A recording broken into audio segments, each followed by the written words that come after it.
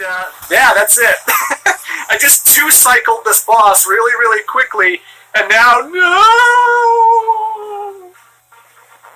I love that. That's awesome. That's the best way to finish off a boss. The Void Wisp swallows the ship, never to be seen again. Where does it go? I don't know. It's just inside the Void Wisp now, I guess. But, sucks to be them. Either way, now we're taking on the Wii version of the Asteroid Coaster boss, and this boss fight isn't really all that drastically different from the Starlight Carnival one. It has the exact same setup where Sonic is chasing after it on the road. Every time you hammer a few bits of damage to this thing, it's going to drop a whole bunch of crates. And the difference from the Starlight Carnival one is that instead of dropping laser wisps, this one drops rocket wisps. Now, obviously, rocket goes directly up, so you can't attack the ship with the rocket wisp when we're chasing after it. So you have to wait until it goes into 2D, and it starts chucking these asteroids at you, which are really easy to dodge, honestly. Every time they start chucking asteroids at you, you can generally just stay in the middle of the screen, and they'll almost always bounce the minute they arrive, go over you, and you'll be perfectly fine. Sonic doesn't have a lot of maneuverability when he's in 2D. He can't go from the left side of the screen to the right side of the screen really, really quickly. So I guess the developers knew that, and they were just like, we'll just make it bounce right as soon as it comes in, and then just hang in the middle, and you'll be able to dodge it no problem, so whatever. But again, when the ship is directly above you in those 2D sections, activate Rocket Wisp. You'll deal out a chunk of damage, and it'll be all hunky-dory. Again, if you're trying to S-rank this fight, you want to destroy multiple parts of the ship. Don't just hammer on one single thing. Don't just hammer on the same part over and over again.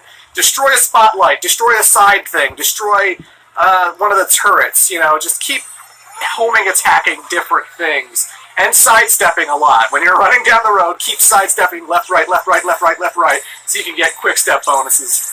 And you'll get a whole bunch of points, and that's how you S-rank this baby. And, yeah, that fight is not really different from the Starlight Carnival one at all. No increase in difficulty on that one. It's just kind of more of the same, so a little bit recycled. But ladies and gentlemen, that is the final generator. We have saved all of the planets that Eggman has enslaved. We are getting so much closer to the end game of Sonic Colors. Oh my god, we're almost done. We're almost done. Whew. DS version of Eggman. And this is the entirety of the DS terminal velocity, by the way. You don't have 3 acts or 2 acts in a boss fight like in the Wii version. This is the only terminal velocity section in the DS version. It starts off pretty similar to Act 1, where we're running down the elevator.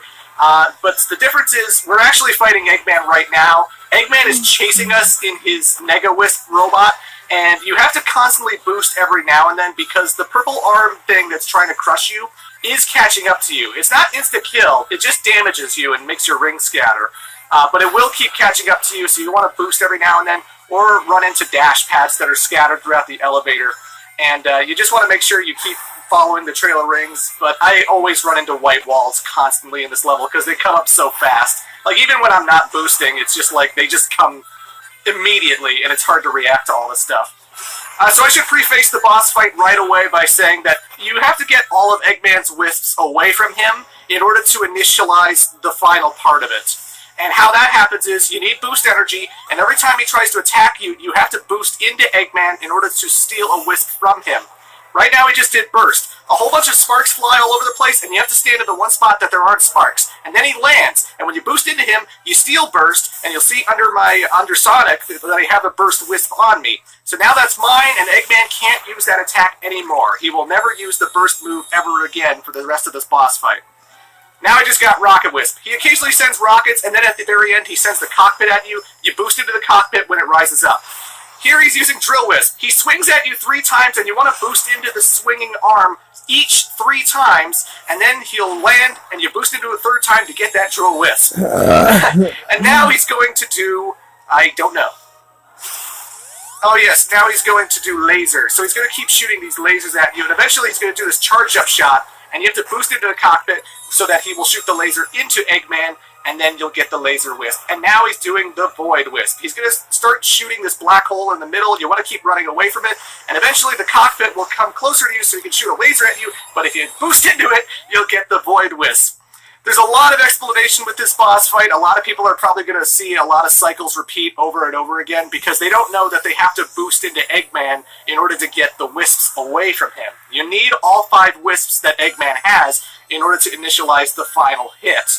And it's pretty simple. Once all 5 wisps are in your possession, Eggman charges up a big fuck-off laser to kill you, and then Sonic gets the power of the wisps, and you just mash Y in order to destroy Eggman once and for all. This is the final boss fight of the DS version. This is Eggman in all his glory. We have freed the wisps. We have beaten Eggman. That's how we go. There's a lot of explanation for that fight, but you need to boost into him in order to get those wisps away from him, is basically all I need to say. So, yeah, that's terminal velocity in the DS version. But now, ladies and gentlemen, it's time to take on Eggman for reals here in the Wii version, and this fight's a lot better in my opinion. And it's got a fantastic soundtrack, and once again, Eggman is utilizing the power of wisps in order to fight you. So right there, he used Cube, and he drops a whole bunch of cubes that you have to sidestep in order to dodge. And every time he uses a wisp power, he eventually slows down, and you sort of want to get up to him and homing attack the arm, and then you just keep mashing A at that point because you're homing attack the arm, then you go further up the arm, and then you hit the cockpit, and then you do the whole slow-mo, whoa, and then you just homing attack Eggman one last time. And that's pretty simple. You just keep mashing A. There's no QTEs in Sonic Colors, which I'm thankful for. Even when you hit the ramps and it does the incredible, outstanding, amazing, all you do is push A, so you don't have to worry about that. Also, when I finish the homing attack chain, I boost into him as well so I can get more rings and deal more damage to speed up the fight, because, rings get you an S rank, and beating the guy really quickly also gets you an S rank as well. But we saw a laser. He occasionally sends the laser from the left to right. You just have to jump over in time. He'll combine wisp powers as well. So here we have cube and laser. And you just have to know that if there's a cube in the back, it's going to shoot the laser into that, which will go into the other cubes. So you want to be to either the left or right. You don't want to be in the middle, because that'll be deadly. Eventually, you'll just keep taking more wisps. Unlike the DS version, when you take wisps from Eggman, he'll still be able to do that ability. Just because I have Laser and Cube with me right now, he can still do those things. Occasionally, he'll drop spikes. You can jump over those very carefully with perfectly timed jumps. And that's pretty much all the abilities I could think of. He has other combinations. I don't know why I didn't take damage there. You literally saw the cube explode, too, but for some reason I didn't take damage.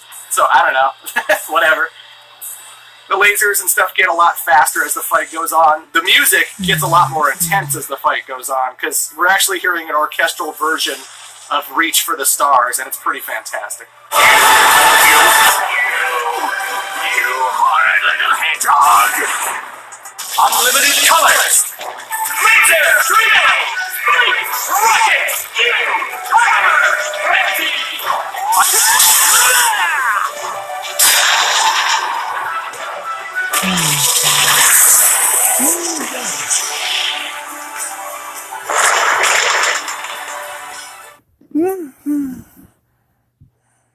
And once you've dealt out enough damage to Eggman, eventually the wisps will combine, and you'll just push the Z button, and then you'll do a homing attack, and that'll be it for him. You don't even have to mash Y like you do in the DS version.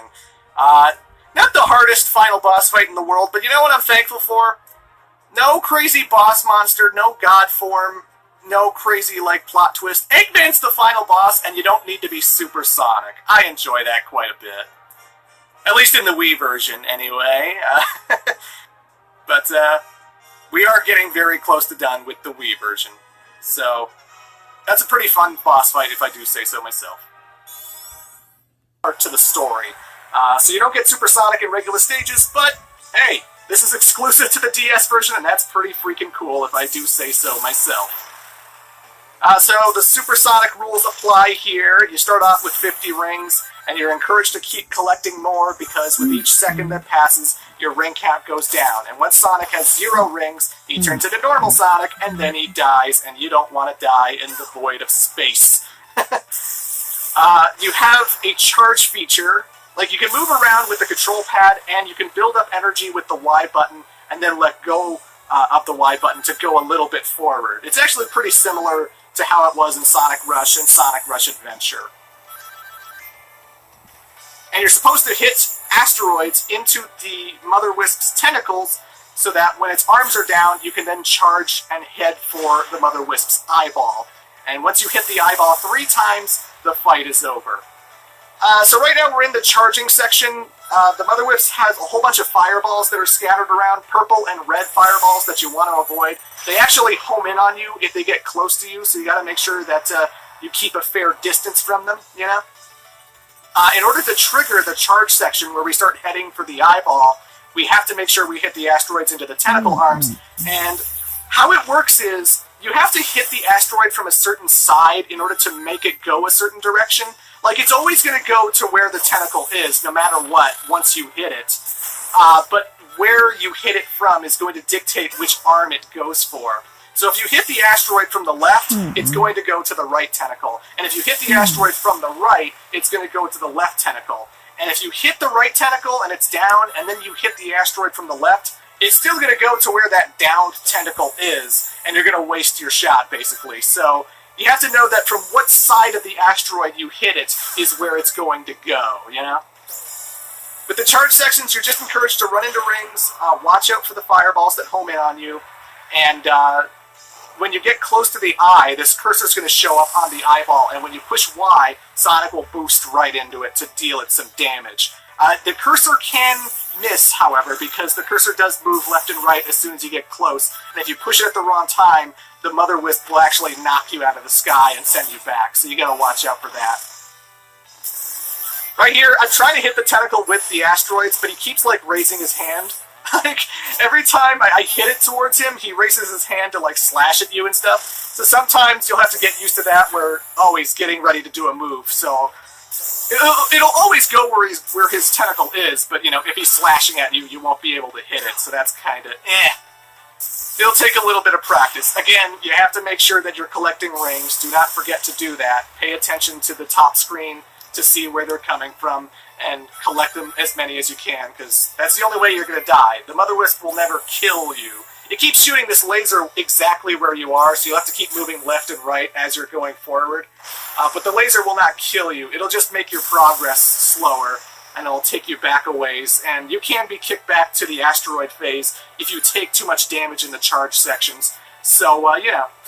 It's not super complicated, it's not super annoying. I actually think this fight's pretty damn enjoyable. I like the theme song, which is a fun, not quite orchestral, but it's an intense version of Reach for the Stars.